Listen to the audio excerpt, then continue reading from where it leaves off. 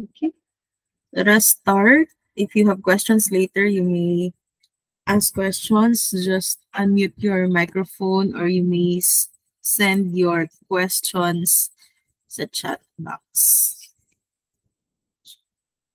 And then let me know if the slide is not moving. Yan yung always problem with the Google Meet. Di mag-move minsan, nag-freeze yung screen. Okay? Anyway, let us start. Let me just check if it's really moving or not. Oh, yes, it's moving. Okay, so last meeting, I have already started with this one. I had given a brief review on the basic principles of pharmacokinetics, as well as a brief discussion only of the pharmacodynamics. So that includes the discussion about the receptors. Okay, so this afternoon, let's have the continuation. Let's focus sa pharmacokinetics, especially the elimination na part of the process. So a little background again. If the route of administration is not, example, intravenous, wherein the absorption is instantaneous, then the pharmacokinetic na pathway will also include the absorption phase. Okay, so absorption of the drug into the systemic circulation, and in the blood the drug may be free or may be bound to the proteins, okay, blood proteins like albumins. And we all know that protein binding influences the distribution of these drugs. So most likely the free drugs are like the ones na ma-distribute in the tissues and can really reach the target site, okay, or the receptor. Okay? And then yung mga bound drugs sa protein, since proteins are big molecules, mahihirapan silang pumasok sa cell membrane and hindi sila makakaabot sa target site. Okay? And at the same time, free drugs are the ones na mabilis ma-metabolize, again leading to the formation of the metabolites, and then after that there will be excretion. So sa pharmacokinetics, it is very important for us to have a knowledge on the fraction of the free and or the unbound drugs, and then those that are not free. Okay, so we are actually computing, for example, this one, the FU. FU means fraction of unbound or the fraction of the free drug. So how do we compute that one? We will just divide free drug concentration divided by the total drug concentration. So in this case, for example, we have 1% of the drug administered na free siya in the plasma, for example. So, free siya ha. So, 1%. And then, i-divide natin siya. Example, the total concentration is just 10%. So, 1 divided by 10, that's 0.1. So, that is our fraction of unbound or free drug. Okay? So, yung 10% na yan, ano ang magiging implication? Yan lang yung kayang or pwedeng mag-cross sa membrane natin and then makakaabot sa tissues or sa site of action or the receptor. Now, we are going to wait if magiging free yung iba kasi the remaining 90% is bound sa mga proteins. Okay? So, magkakaroon yan ng effect sa dosing natin, dosing interval, dosing regimen. So, please take note, fraction of unbound or free drug is computed using that formula. Free drug concentration in the plasma divided by the total drug concentration. Okay? What else do we need to refresh sa ating study sa pharmacokinetics? We have here our plasma concentration time curve. Okay, again, plasma concentration time curve. This is actually an example for the oral route. we have here a graph or a curve between the plasma concentration in milligrams per ml and then the time, okay, in hour. Now, makikita natin dito yung AUC, the area under the curve. And then makikita natin yung ibang pharmacokinetic parameters natin here. So, for example, in this curve, you will see this starts at 0 time and at 0 concentration. So we assume in this case that before drug administration, there is really no drug inside the body. Now, once administered, syempre, you can see that there is here an absorption phase. So as time goes by, tumataas din ang concentration ng drug in the plasma. Again, that signifies the absorption phase until we reach the one pharmacokinetic parameter, and that is the Cmax, or the maximum concentration. Now, the time where we reach or we achieve the maximum concentration is called the Tmax. Okay. Now, after that, elimination phase will take place. Okay, and from that we are going to use the half-life, okay, para ma-determine ang pag eliminate din ng drug sa body, okay, until ma-reach ang minimum concentration. So lahat ng areas na nasali dyan sa curve is called the area under the curve. Okay, so meron din tayong computation yan ha, pero wag muna natin siyang isali sa ngayon. Okay, if you have questions, you may ask questions also.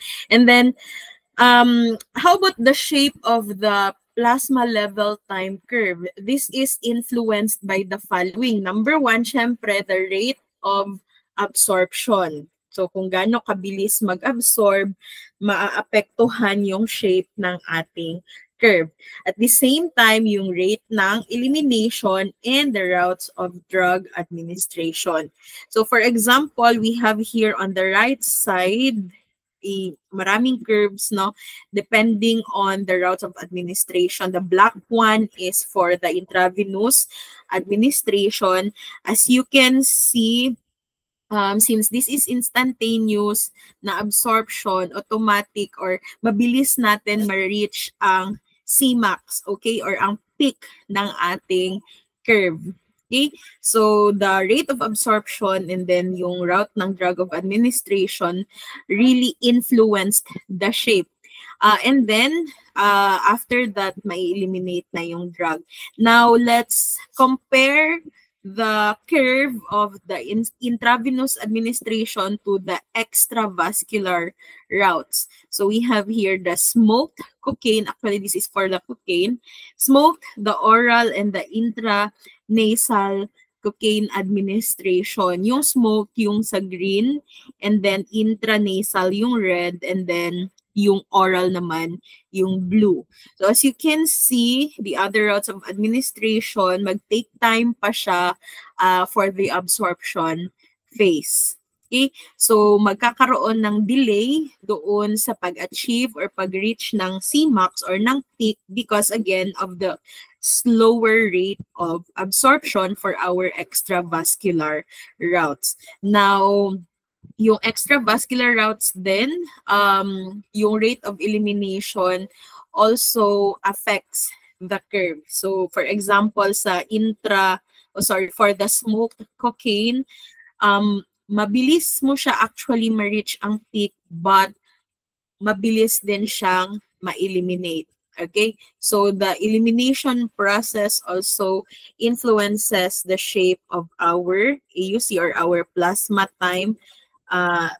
level time curve. And then the accuracy of our curve is also dependent on the number and scheduling of time points. So I am talking here about the process of when i-extract ang dugo and then i-check kung gaano karami yung concentration ng drug in that period. Okay? So, accordingly, ang suggested number of points is 15. Meaning 15 na pag-check sa plasma, pag-withdraw ng or pag-extract ng blood, and then 15 times yun siya i-check ang plasma concentration.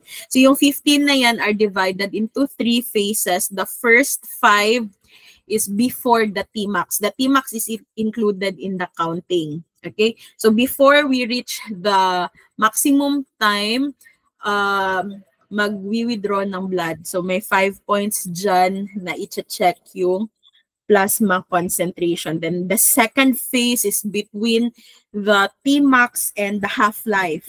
And then yung last naman ng pag-check for the plasma concentration para mabuo ang plasma level time curve is between the half-life and the yung 5 times na half-life. Okay, so that's 15 all in all. In the case na hindi there is restriction in blood sampling or blood collection, then pwede naman for pharmacokineticist, i-reduce nila into 4 yung time points for the collection of blood and for the checking of the plasma concentration. Okay? So that is for the AUC or the plasma level time curve. Now, the next one for the pharmacokinetic study is yung ating single versus multiple dosing. Syempre, for single dosing, we assume also that there is no drug yet in the body before drug administration. Thus, at time 0, 0 din ang concentration. And then after administration, makikita natin yung absorption phase. There is an increase in the concentration in the plasma as time goes by until ma-reach ang maximum concentration. Okay? So we have the peak also. And then after that, we have the elimination phase. Okay, so until all drugs will be eliminated in the body. And then secondly, we have the multiple dosing. Okay, so we give second and subsequent doses. Ang purpose natin is syempre to maintain a certain amount or concentration of the drug in the body for a long period of time or long period sa loob ng body. Kaya if you're going to look at the curve, marami tayong peak. Okay, nakadepende kung magbibigay tayo ng subsequent doses. Pero actually, we will also have the Cmax here. After series of dosing, ma-achieve din natin ang peak, the Cmax. We also have the Tmax for this one. Though marami lang talaga tayong peak. Okay, so usually our drugs are given in multiple doses at finite na time interval. So mache-check natin kung gaano karaming drugs ang nasa plasma and pwedeng ma-distribute and mag-reach sa sa mga target sites or sa receptors. So again, i-summarize natin in our curve, the plasma level time curve, we will get to see the graph between the concentration and the time, okay, when the drug is administered. And then what are the pharmacokinetic parameters we can see here? That's pharmacokinetic parameters. So we have here the Cmax, that's the peak or the maximum na plasma concentration of the drug in the body after administration. And then we will be getting that Cmax at Tmax. So that's the time to reach the Cmax. And then after that, after the absorption, after we get the peak, then syempre ma-eliminate ang drug from the body. We will get the C minimum or the trough concentration that a drug achieves after dosing. Okay? So yan yun. Let me check first. Basig wala na sad nag-move ang slide. Nag-move mali. Okay, so half-life. Let's talk about the half-life for the elimination phase ng ating drug. I will assume, I believe na we are very knowledgeable sa half-life, no? So half-life, again, is yung drug, it's the time where the drug falls 50% sa body. For 50% will remain, and then the other 50% will be excreted. So later, we will also practice on how to compute for the half-life. Parati natin tong ginagawa during our undergrad, but let's have a little review later and a practice problem for this one. But please take note, we still have this same na equation for this. We have T1 half, the half-life is equal to 0.693 over K. In the case na na K is not given, we can actually use the volume of distribution and then the clearance. So all we need to do is to multiply 0.693 to the volume of distribution divided by the clearance. Okay? Yan yung ginagawa natin to check the half-life of the drug. Now, what is the purpose of determining the half-life of the drug? Syempre, for us to know when the drug is eliminated in the body. Okay, that's the first one. So for example, in the graph on the right side, you have there the half-life of the drug. Syempre, during the half-life, 50% of the drug will remain in the body. And then another half-life, another na naman na half-life, syempre yung ma-eliminate na naman 1/2 of the drug that remains. So that is a total of 75% already. But please take note na we will achieve total elimination of the drug in the body after 7 half-lives. Actually, 99% na yung ma-eliminate niyan. Okay, after 7 half-lives. Okay? Kasi nga every time kalahati ng naiwan sa body yung ma-eliminate. Now, syempre, the longer the half-life, the longer the time of elimination of the drug from the body. Now, meron syempre mag-i-influence niyan. For example, may underlying conditions ang patient like renal problems, mapaprolong pa ang half-life ng drug because of the function po sa kidneys. Okay? And then, aside from that, half-lives are used to determine the time when we reach the steady state concentration. So later, I will also give you an illustration on how the half-life predicts the time where we reach the steady state.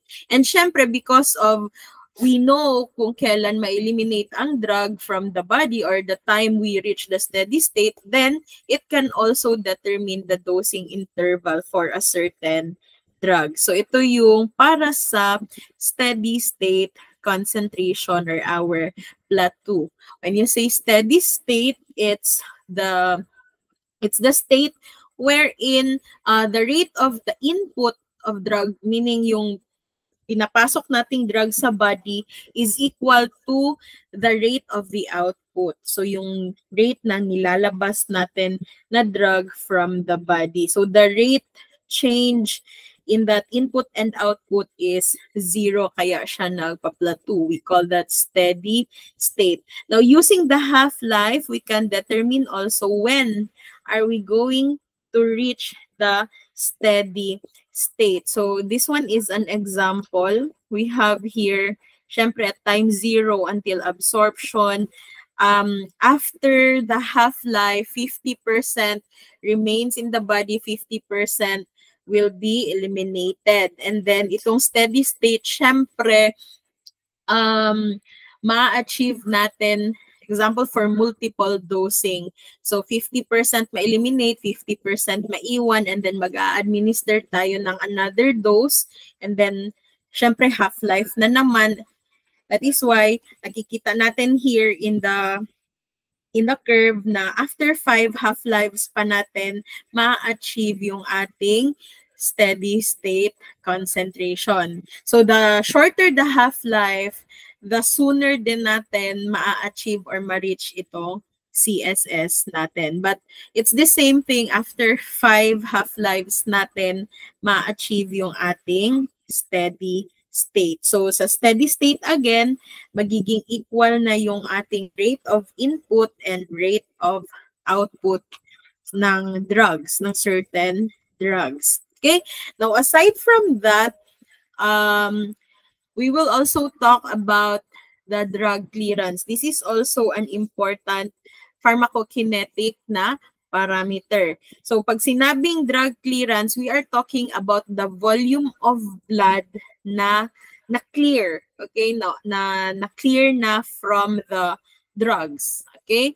Serum cleared of a compound per unit time. So ma-clear siya syempre after metabolism and excretion. Now, how do we compute the drug clearance? That is just the elimination rate, that's the K, in milligrams per hour na unit divided by the concentration of the drug in the plasma in milligrams per liter. So if you're going to divide that, syempre, at the end, we will get the unit liter per hour. So, liter or volume per time, yan yung ating unit for the drug clearance.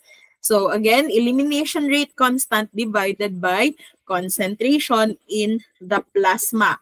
So, in the case na we don't know the concentration in the plasma, we may use this formula. Clearance is equal to VD. VD is the volume of distribution.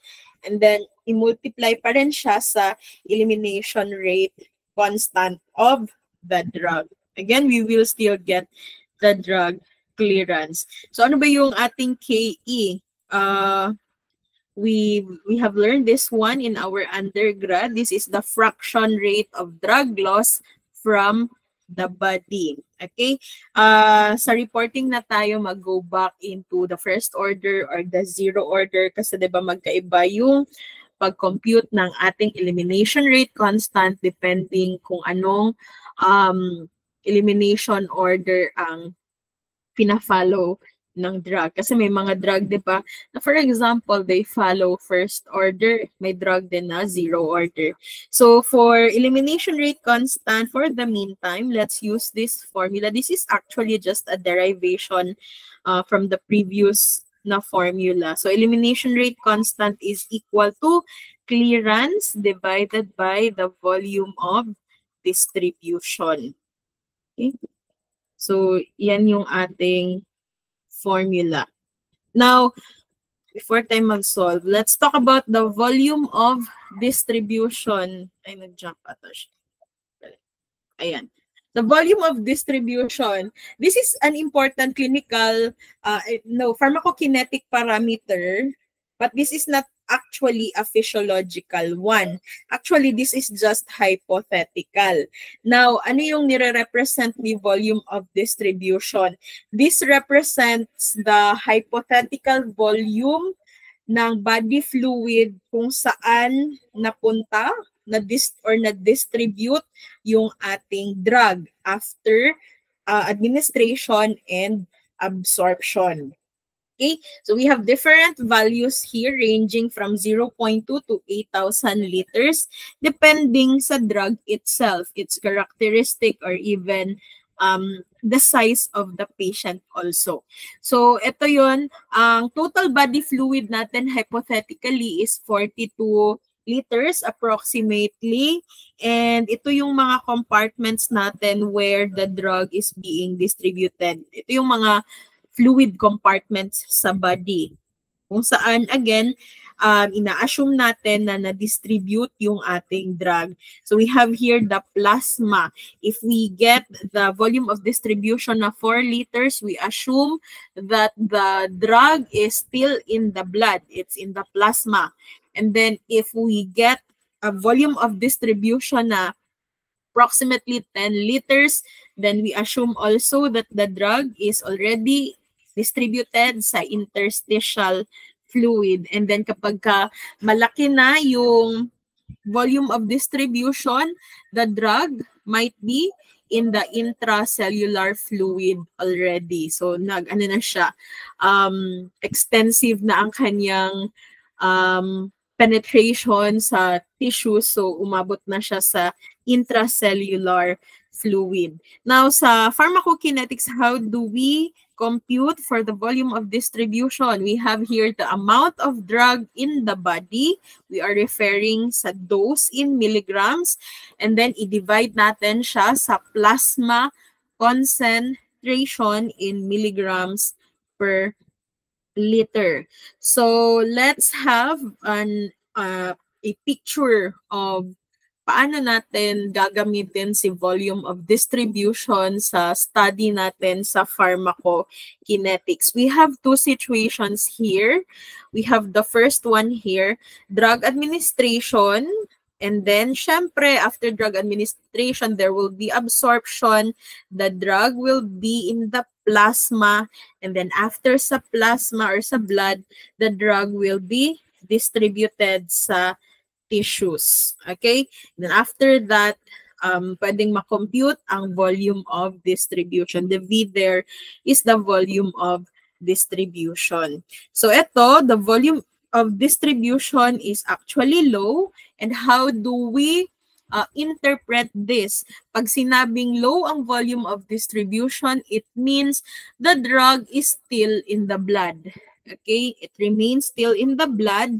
That means pwede siyang mataas yung kanyang protein binding, kaya nasa dugo pa siya and hindi siya napunta or hindi pa siya nakakapasok sa tissues. So decreased ang tissue binding, mataas ang plasma protein binding kapag low ang ating volume of distribution. Now, on the other hand, sa situation 2, after drug administration, absorption, and distribution, meron tayong volume of distribution here na high. Okay, so pag high ang volume of distribution, it's the other way around. The drug is already in the tissues. So nakapenetrate na siya sa tissue. So ito yung mga drugs na most likely hindi na siya bound to proteins. So decreased na ang plasma protein binding and then mataas na yung kanyang tissue binding. That's how we interpret the volume of distribution. Okay?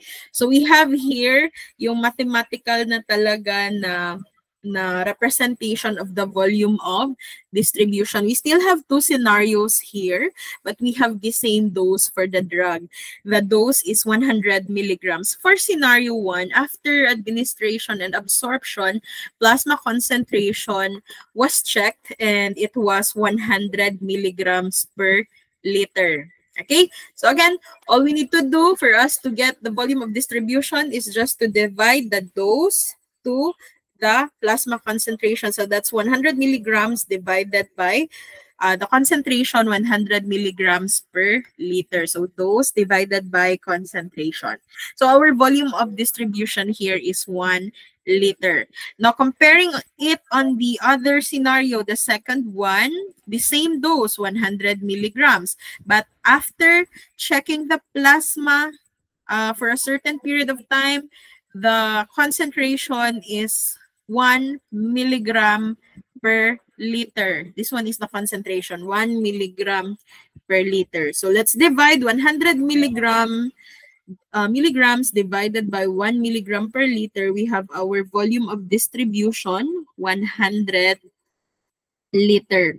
So, as you can see, for scenario 1, mataas ang concentration sa plasma, which means the drug is still in the blood, meaning nandoon siya, hindi siya na-distribute sa tissue. So, most probably, mataas yung plasma protein binding. On the other hand, mataas yung high yung volume of distribution, and then look at the plasma concentration. It's low. So, low ang concentration na ng drug sa blood, which means wala na siya doon. So, most likely, nakapenetrate na siya sa mga tissues natin. So, mababa dito yung plasma protein binding, ang mataas dito yung pag-bind ng drug sa tissues. So, this one, sa scenario 2, yung distributed. Okay? So, that is, again, how we interpret the volume of distribution. So this is another example. We have here a 3 grams sa drug is added and distributed throughout a tank, and the resulting concentration is 0.15 grams per liter. So calculate the volume of the tank. We will yung tank, syempre, representation sa body natin. So we have here 3 grams ng drug. That is our dose. Okay, yan yung dose natin. And then yung resulting concentration sa tank,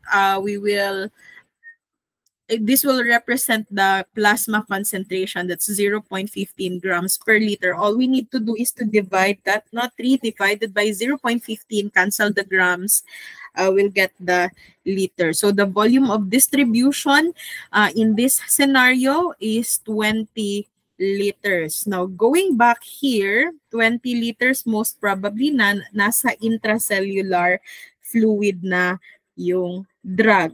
Okay, so after absorption, na-distribute na siya, the drug is umabot na sa intracellular fluid if this is the case na the volume of distribution is 20 liters. Okay, so these are just simple calculations natin, no, sa pharmacokinetics. Dito muna tayo sa simple in preparation sa ibang concepts natin sa pharmacokinetics. Now, there are also cases na nakikita natin sa ating mga references na the volume of distribution is given in liters per kilogram. Okay? Liter, kilogram, negative one. That is liters per kilogram. So all we need to do to really check the volume of distribution of the drug is to multiply it sa weight sa patient. Okay? So for example, we have here gentamicin and digoxin. If we administer it to a 20-year-old female who weighs 60 kilograms, i-multiply lang natin 0.25 liters per kilogram times 60 kilograms. Cancel the kilograms. We get here 15 liters for the volume of distribution ng ating gentamicin. Okay? And then for digoxin, 7 liters per kilogram, i-multiply sa 60. That's the weight of the patient. So we have here 420 liters. Now sa baba, that's another example, but in that case, that is an old male, 65 years old, and then yung syempre yung weight niya is mas mabigat. So because mas mabigat yung kanyang weight, we will also hypothetically assume na mas deep din sa tissues yung pagdidistributan ng drug. So, for example, sa digoxin, aabot na siya ng 560 liters. Again, for the volume of distribution. Okay, so to summarize, we have here the following formula for our clearance. Wait, hanggang dito lang ako muna sa clearance. Hanggang slide 20 lang muna sa sunod na itong loading dose and priming dose. Okay, dito muna. This is the end of my discussion. Clearance, you may use the following formula. Multiply volume of distribution times the rate, elimination rate constant. Okay, you just derive the formula just in case you're looking for the K, the elimination rate constant. Then another thing, if the elimination rate constant is not given, then use the half-life, 0.693 times the volume of distribution divided by the half-life. So this is for the clearance. And just derive the formula just in case, instead of clearance, half-life is asked in the problem. Okay, but for half-life, if ever volume of distribution and clearance are not given in the problem, you may utilize the rate elimination rate constant. It's the K. Okay, and then just derive the formula, 0.693 divided. You will be looking for the elimination rate constant. Okay, so I will be giving you a copy of this slide. Wait lang. Let me just Let me just post this first. I was not able to post this one. So, i-post natin siya. Stop the